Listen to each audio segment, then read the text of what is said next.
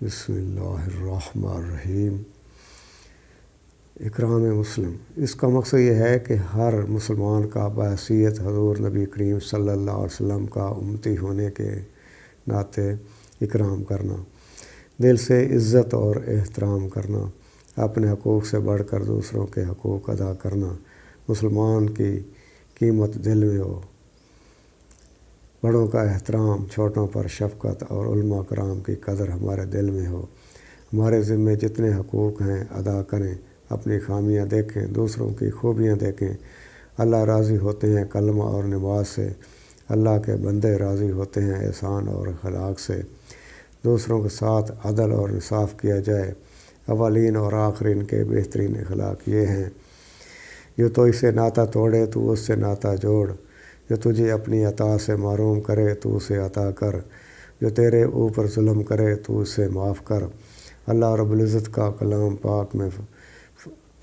پاک میں فرماتے ہیں کہ اپنے بازوؤں کو ایمان والوں کے لیے جھکاؤ۔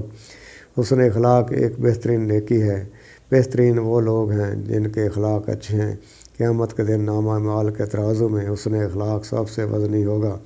سب سے زیادہ کامل ایمان ان لوگوں کا ہے جن کے اخلاق بہت اچھے ہیں اور وہ اپنے گھر والوں پر بہت مہربان ہیں۔ جس مومن کے اخلاق اچھے ہیں اس کو دن کے روزے رکھنے اور رات کے قیام کا ثواب ملتا ہے۔ فرمایا قیامت کے دن میری نظر میں سب سے زیادہ محبوب وہ شخص ہوگا جس کا اخلاق سب سے اچھا ہوگا۔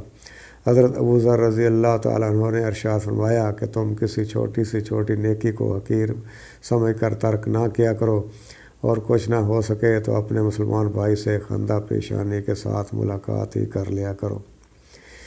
ایک مسلمان دوسرے مسلمان کے ساتھ کوئی بڑا سلوک نہ کر سکے تو کم از کم اپنے ڈول میں پانی ہی ڈال دیا کرے۔ اپنے ڈول سے پانی ہی ڈال دیا کرے۔ اپنے مسلمان بھائی سے مسکرا کر گفتگو کر لینا یہ بھی ایک قسم کا صدقہ ہے۔ ایک شخص نے پوچھا، یا رسول اللہ صلی اللہ علیہ وسلم، کون سا مسلمان افضل ہے؟ فرمایا، وہ مسلمان جس کے ہاتھ اور زبان سے ایذا سے لوگ محفوظ رہیں۔ جو شخص کسی مسلمان کے کام میں کوشش کرتا ہے تو اللہ تعالیٰ اس کے کام میں صحیح کرتا ہے۔ جو شخص کسی مسلمان کی تکلیف دور کرتا ہے تو اللہ تعالیٰ اس کی تکلیف دور کرتا ہے۔ جو شخص کسی مظلوم کے ساتھ چلا اور اس کے مقابلے میں کوشش کی یہاں تک کہ اس کا حق ثابت کر دیا تو اللہ رب العزت اپنے بندے کو قیامت کے دن پل صراط پر ثابت قدم رکھیں گے۔ جو شخص کسی کی ایک ضرورت پوری کرے اللہ تعالیٰ اس کی 72 ضرورتیں پوری فرماتے ہیں۔ ایک دنیا کے لیے کافی ہو جائے گی اور باقی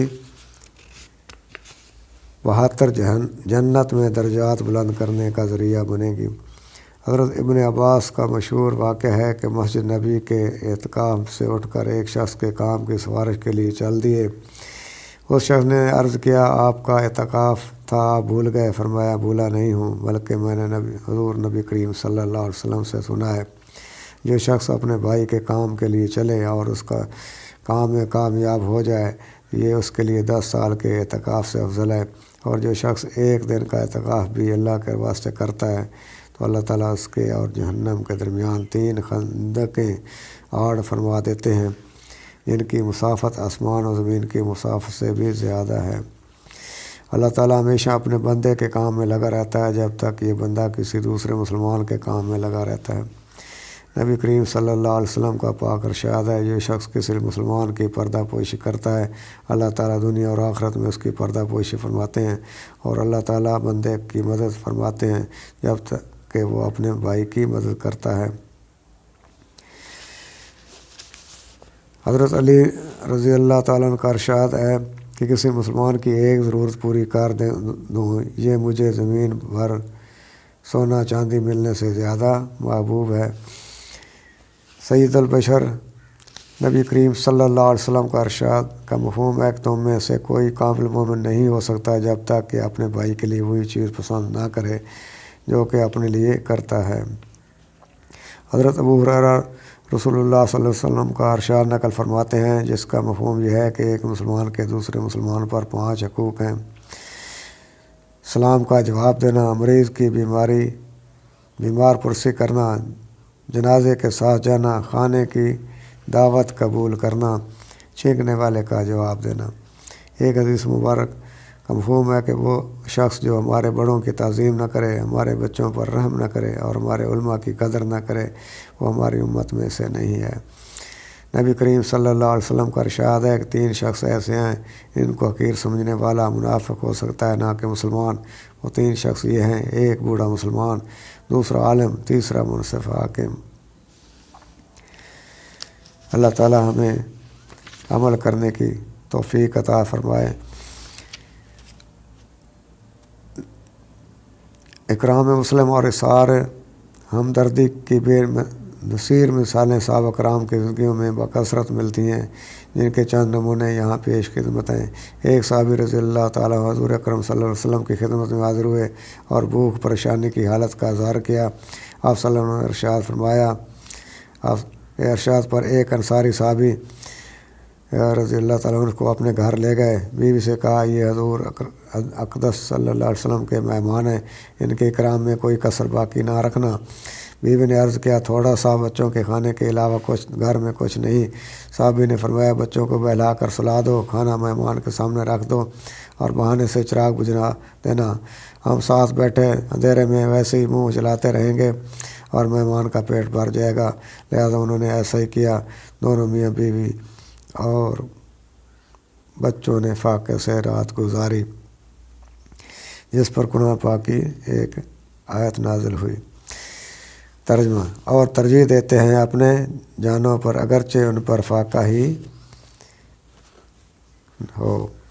यरमूक की लड़ाई में एक साहबी रज़ी अल्लाह ताला अन्हु पानी का मशकीज़ा लेकर अपने चचाजाद भाई की तलाश में निकले कि वो प्यास से हूँ तो उनको पानी पिलाऊँ। इत्तेफाक से वो एक जगह ज़ख्मी पड़े हुए मिले, उनको पानी पेश किया था। इतने में करीब पड़े हुए दूसरे साहबी रज़ी अल्लाह ताला अन्हु ने, जिनका नाम हिशाम था, पानी मांगा। उनके चचाजाद भाई ने इशारा किया कि पहले उनको पिलाओ।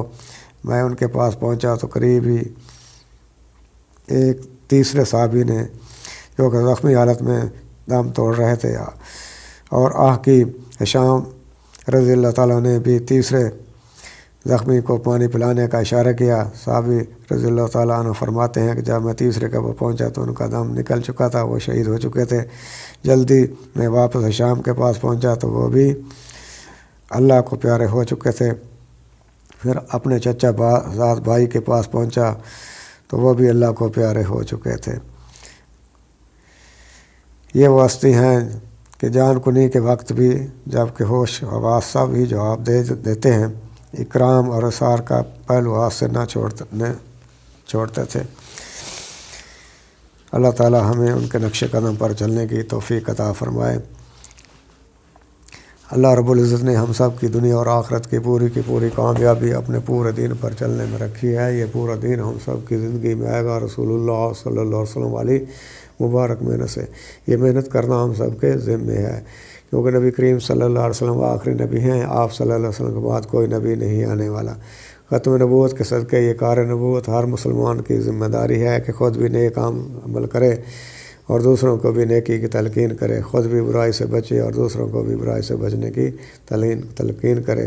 इस काम के लिए अल्लाह रब्बुल इज़्ज़त ने कम बेशी 1,24,000 पैगम्बर भेजे, जो दुनिया में आए। उन्होंने लोगों के दिलों पर मेहनत की और दुनिया से हटाकर